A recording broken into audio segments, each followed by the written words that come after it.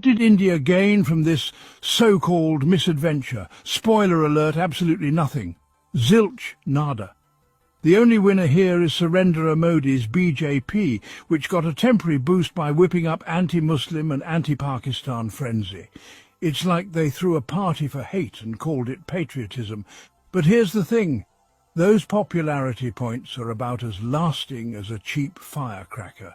The losses India racked up are about to hit the public like a monsoon flood, and Modi's hero halo is going to rust faster than you can say saffron. The Indian public will soon wake up to the mess their leaders made, and it won't be pretty. Now, let's talk about the real damage, because Pakistan didn't just poke India, it landed a knockout punch. According to reports circulating on social media and backed by Reuters, Pakistan's military turned India's defence into a punching bag. 5 fighter jets, including India's shiny Rafales, were shot down in the first phase alone. A brigade headquarters and a battalion headquarters were reduced to rubble. 77 drones, yes, you heard that right, were hunted down like flies.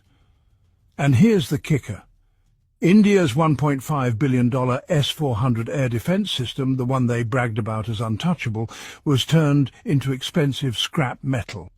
That's not just a loss, it's a national embarrassment. Imagine buying a Ferrari and then watching it get totaled by a scooter. That's India's S-400 right now. But wait, there's more. Pakistan didn't stop at the S-400. They went on a rampage, obliterating key Indian military sites, artillery gun positions at Drangyari, a field supply depot in Uri, Udhampur Air Base, a BrahMos battery site in Nagrota, Pathankot Airfield, a BrahMos missile storage site in Bees, Airfield Adampur, and even Airbase Bhuj were all wiped out. This wasn't a skirmish, it was a demolition derby, and India was the rusty old car. By the morning of May 10th, India's defence was a sitting duck. No operational air bases, no functioning S-400, and their prized BrahMos missiles reduced to ashes. Pakistan could have kept swinging, but they chose restraint, showing a level of maturity that India could only dream of. Trump's ceasefire call was a lifeline India didn't deserve, but desperately needed. Let's talk about how this all went down diplomatically. While India's media spun tales of Pakistan begging for mercy, the reality was the opposite. Indian officials were on their knees, pleading with Saudi Arabia and US Secretary of State Marco Rubio for a ceasefire. Reuters reported on May 11th that India's Foreign Secretary, Vikram Misri, was quick to accuse Pakistan of violating the ceasefire, but Pakistan's foreign ministry calmly denied it, saying they were committed to peace.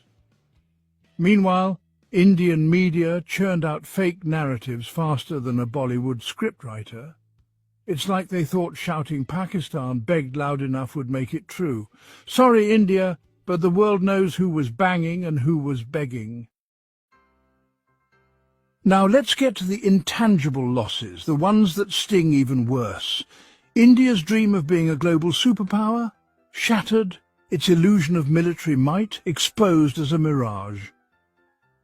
The Indian Express reported on May 10th that explosions rocked Srinagar, with local official Omar Abdullah tweeting, "What the hell just happened?" That's not the sound of a superpower, that's the sound of a nation in denial. India's media, already on shaky ground, lost whatever credibility it had left.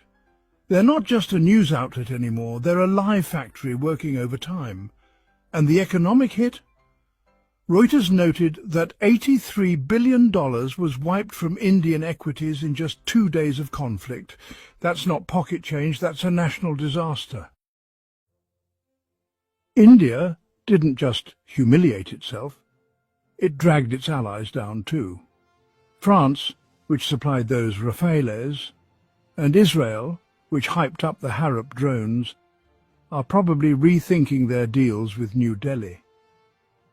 Getting their tech marvels shot down by Pakistan, a country India loves to call cash-strapped, is a slap in the face.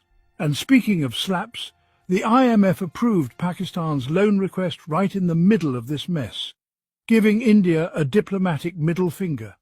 While India was busy convincing the world that Pakistan harbours terrorists, the global financial community was like, yeah, we'll take Pakistan's side, thanks. The psychological toll is the cherry on this disaster Sunday. India's in a state of denial so deep it could star in a therapy session. The government's telling its people, nothing happened, move along while the world laughs. Modi must be sweating bullets watching his strongman image crumble. India lost militarily, diplomatically and economically. And the worst part? They did it to themselves. It's like India walked into a boxing ring, swung at the air and knocked itself out. The Washington Post summed it up on May 11. The sudden announcement of a US-brokered ceasefire followed 4 days of steady escalation between India and Pakistan and mixed signals from Washington. Mixed signals? More like India misreading every signal and tripping over its own ego. So, what's the lesson here? India needs to stop lying to its people and the world.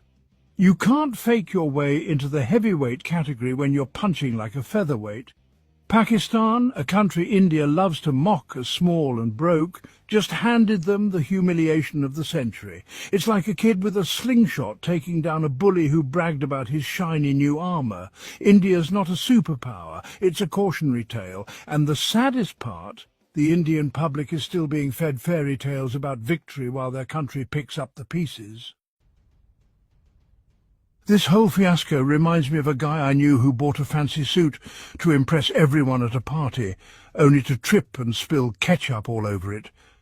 That's India right now, dressed up as a superpower but covered in stains.